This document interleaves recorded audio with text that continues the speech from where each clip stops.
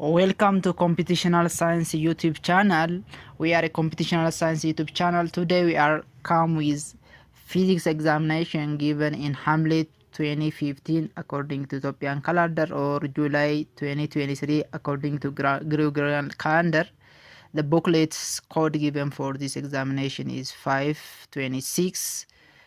Now this computational physics YouTube channel can give you with a clear and a brief explanation for this physics. This is part 1.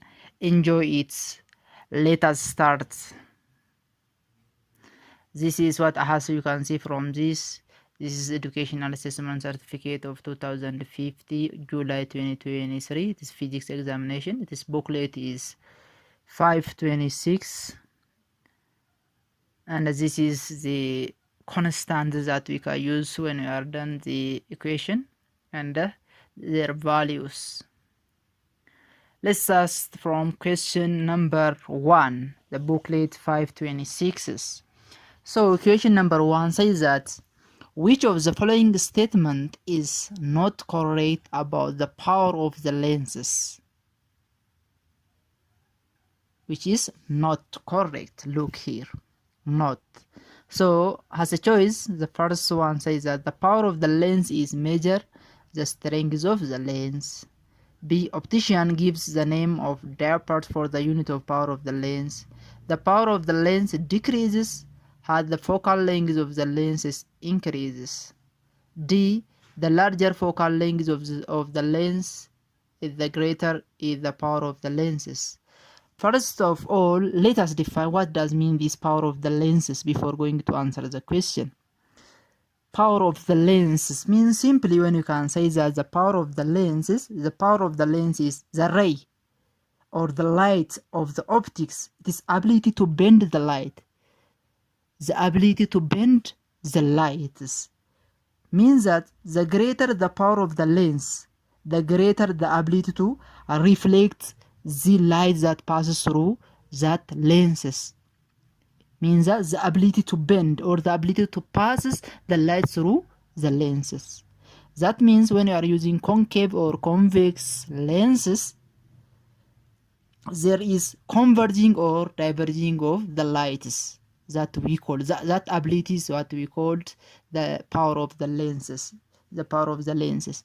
So the power of the lens is, if you can starting from the question number 1, A, the power of the lens is measure the strength of the lenses. Yeah, because this optics, that means it is the ability to bending the light means strength of that lenses when it can be diverging or converging of the lenses. So A is correct. The second one is the optician gives the name of diopter for the unit of the power of the lens. Yeah, this is also correct.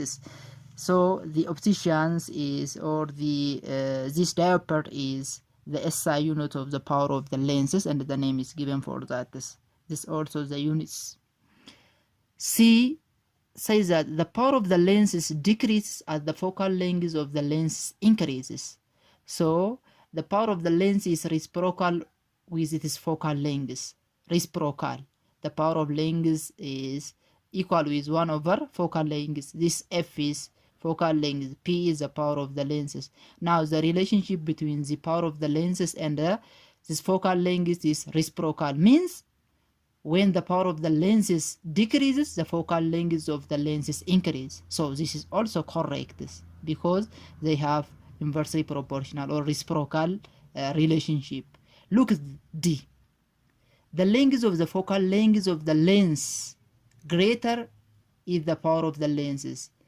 The lenses that have larger focal lengths have a greater power. Say that D. No. From this definition, the power of the lenses is inversely proportional with the focal length. So when the focal length of the lenses can be increased, the power can be decreased. Not the larger focal lengths of the lenses haven't or not greater power of the lenses. So the D is not correct for the question number 1. So D is not correct. Answer is D. Let us see the equation 2.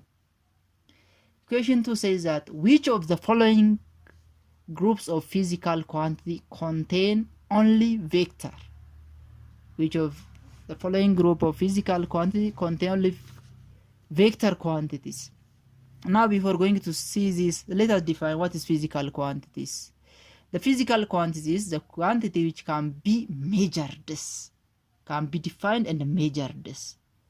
For example, mass, length, volume of an object. This can be measured and it can be expressed and quantified.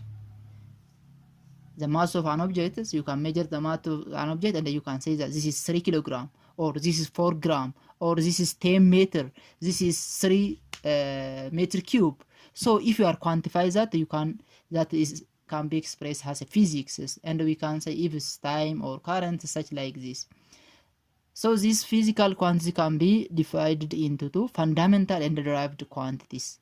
Fundamental and derived quantity. Fundamental quantity means the quantities that cannot be expressed in any other physical quantity, that cannot be expressed or can be defined with any other physical quantity, or that do not depend on any other physical quantity. They are not depend to the other physical quantities. For example, there are 7 fundamental or basic physical quantity: mass, length, time, electric current, luminous intensity, temperature, amount of substance. This is the fundamental or the basic physical quantity. These all 7 physical quantities cannot express with any other physical quantity or cannot depend on the other physical quantities. Another one is derived quantities.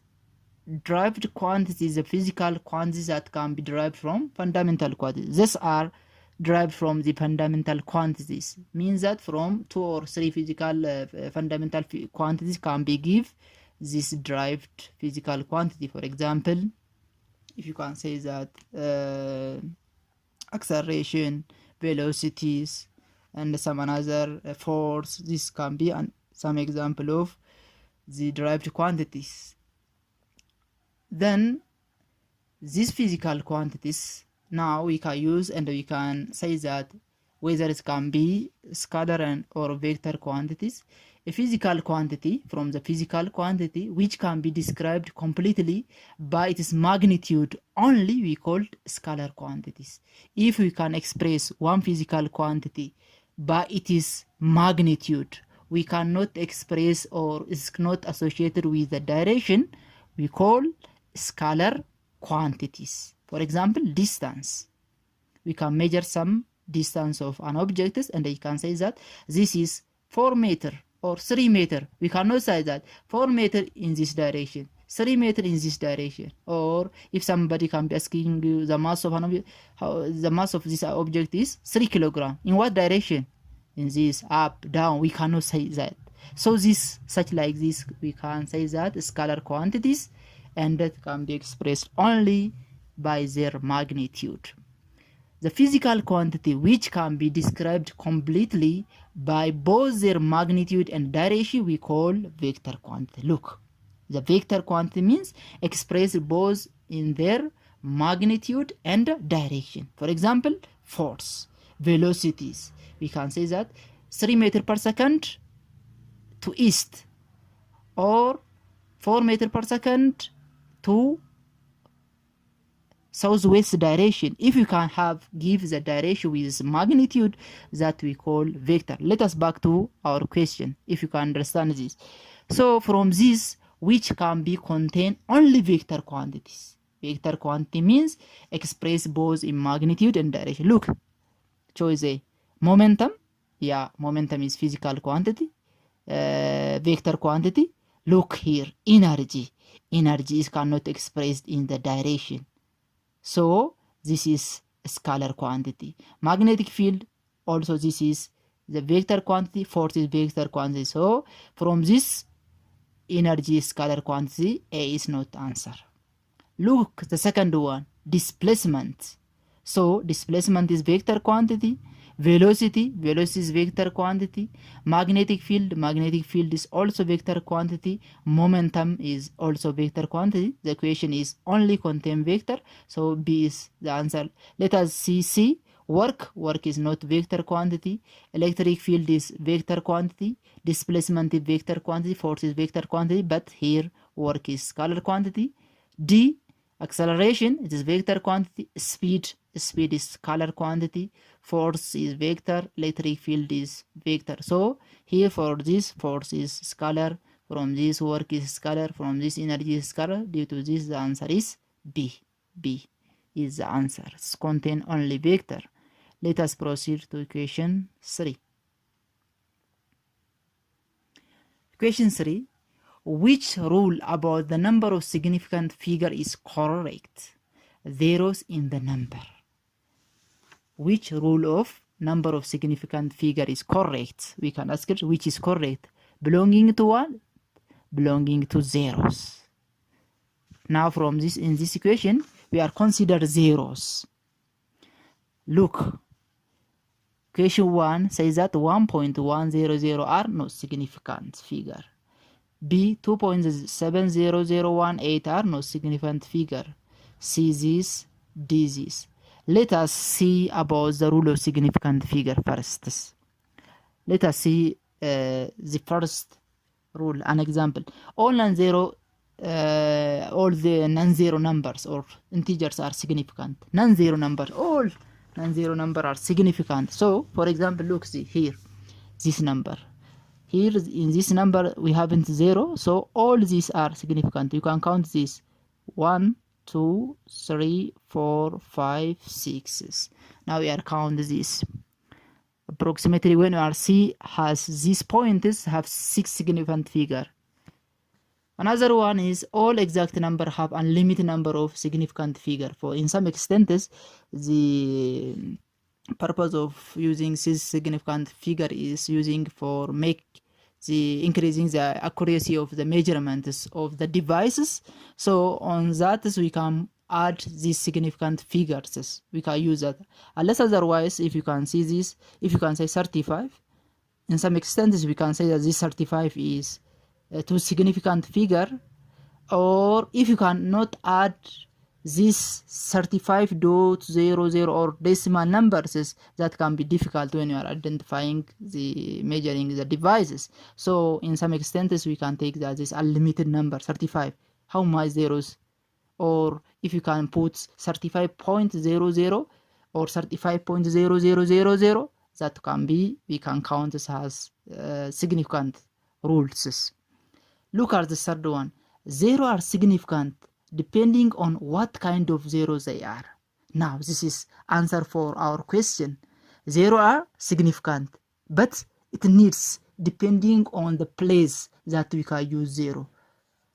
Look the first one. 0 that are between non-zero digits, non-zero integers or numbers are always significant. Means that if 0 is found between the integer numbers, 2 non-zero integer numbers, we can count that 0 has a significant. Look this is 1, 3 zeros between 1 and 4. Now we can count this 0 has significant. For this 1, 2, 3, 4, 5, 6. This is 6 significant figure. Look at the second one. This 0 is found between 6 integer number and 4 this decimal number. So we can count this as significant figure. Look at the third one. 23.04 means this 0 is found between 3 and 4. Now we are count this. If 0 is found between 2 non-zero integer number, we are count this as an integer, has an significant figure.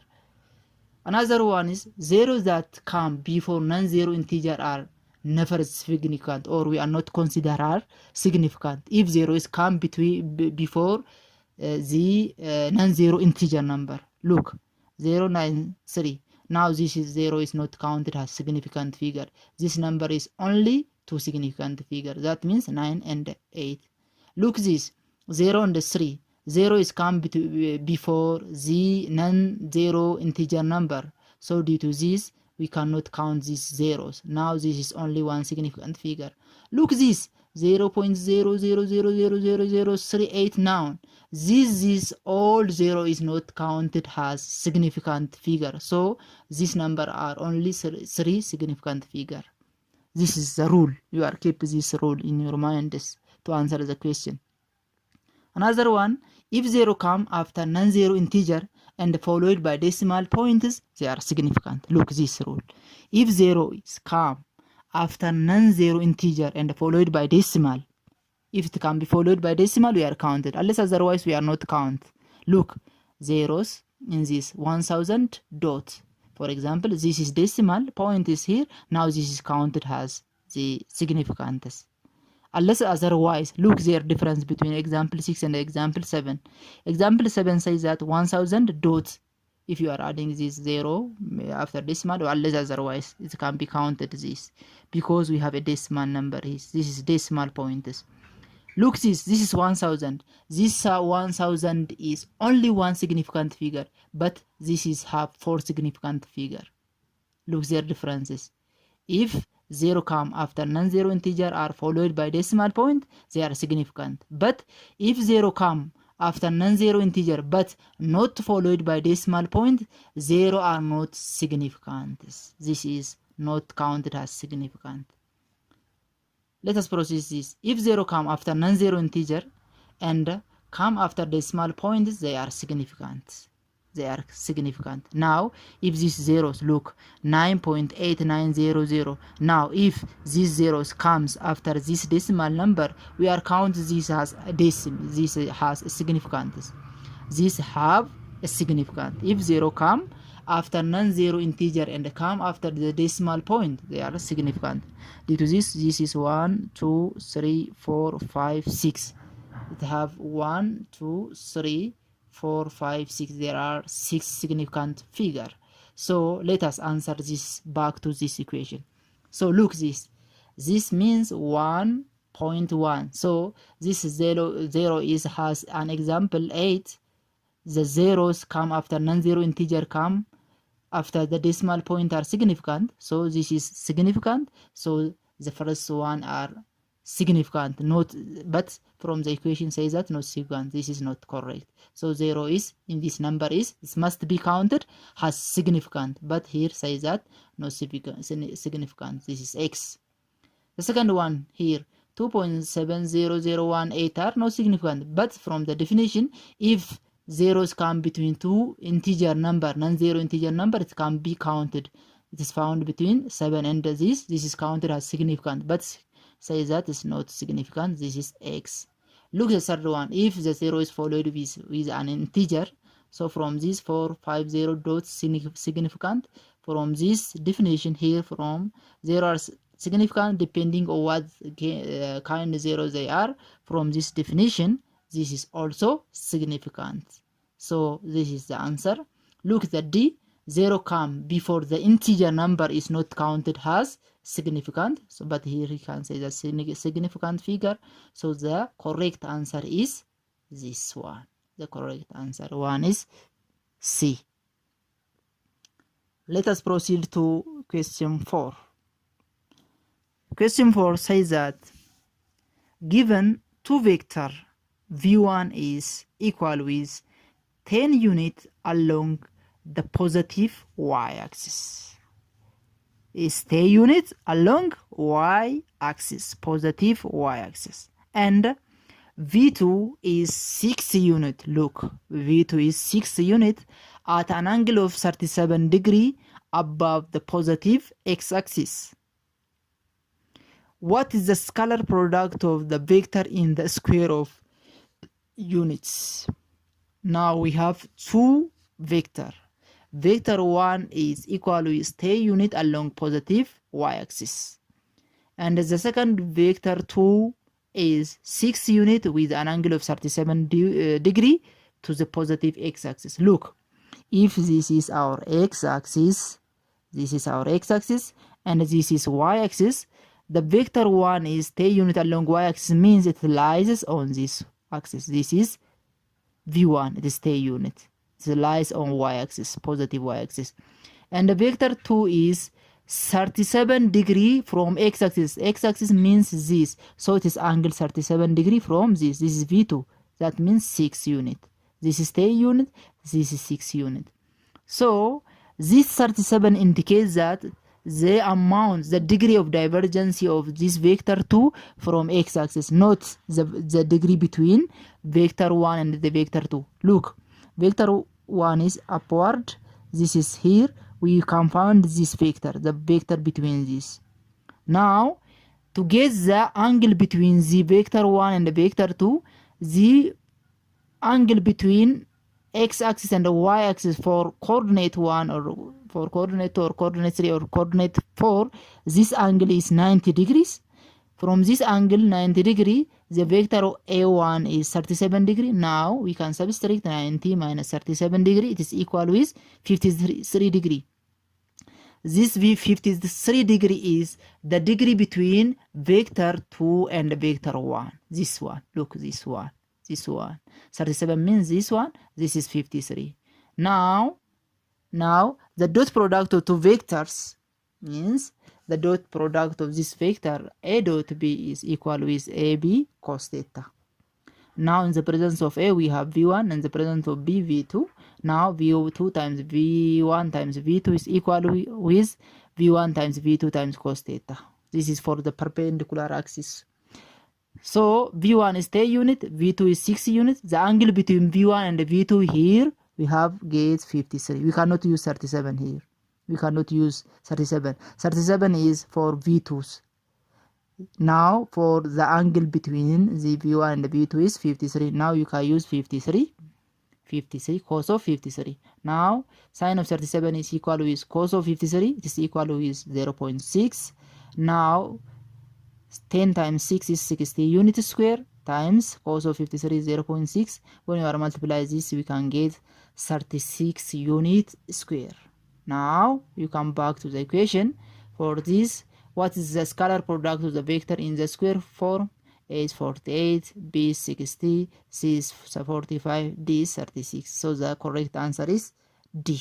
The correct answer is D.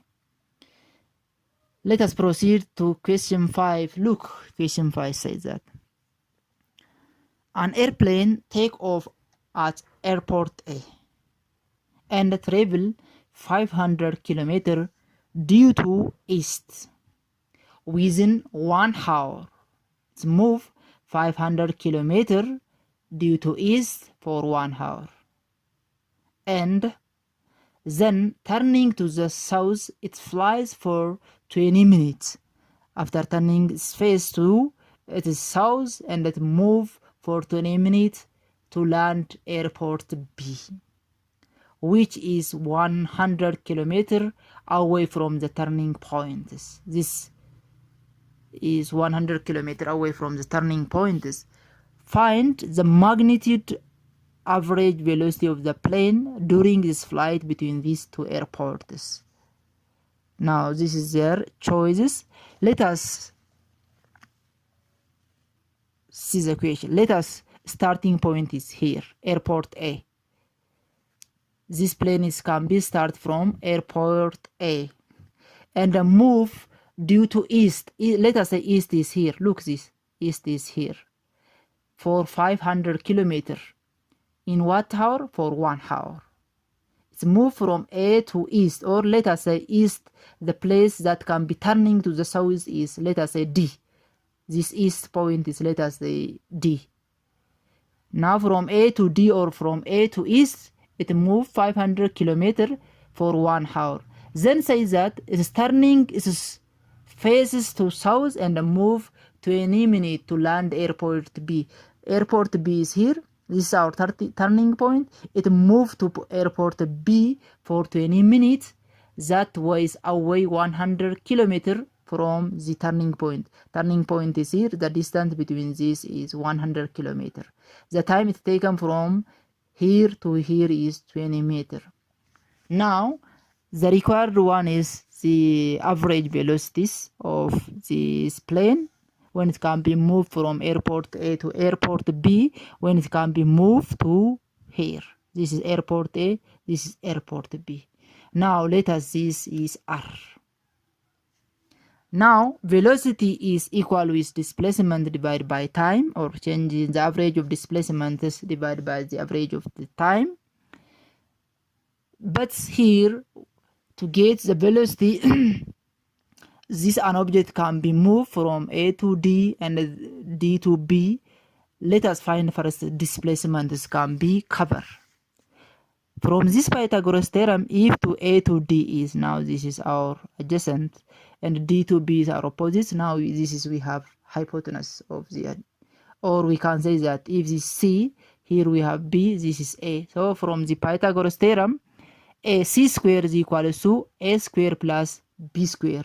Means that if C is this hypotenuse from airport A to B, let us say that R square is equal to A to D square, AD square plus D to B, this D to B square. The distance between A to D is 500 kilometer square.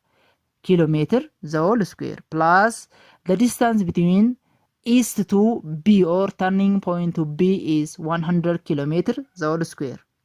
Now this is R, then when we are putting radical square and we can get 500 kilometer. This is the displacement it cover. This is the displacement it cover is 510 kilometer.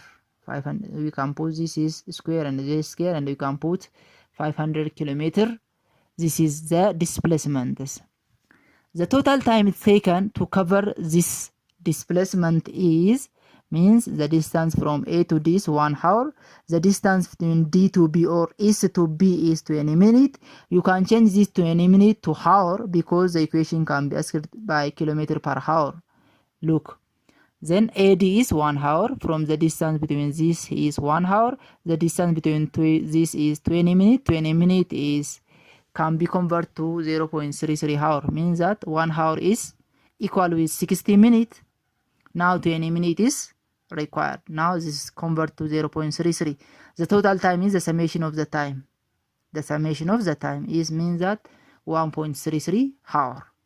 And you come back to the equation, velocity is equal with displacement. The displacement is 500 kilometer and the time is 1.33 hour. And you can divide this and the value is when you are 380 kilometers, 83 kilometers per hour, and it's approximately 75 radical of 26 kilometers per hour. So the answer is here B. B is the correct answer. So this is this answer is B. So we can done in such like this.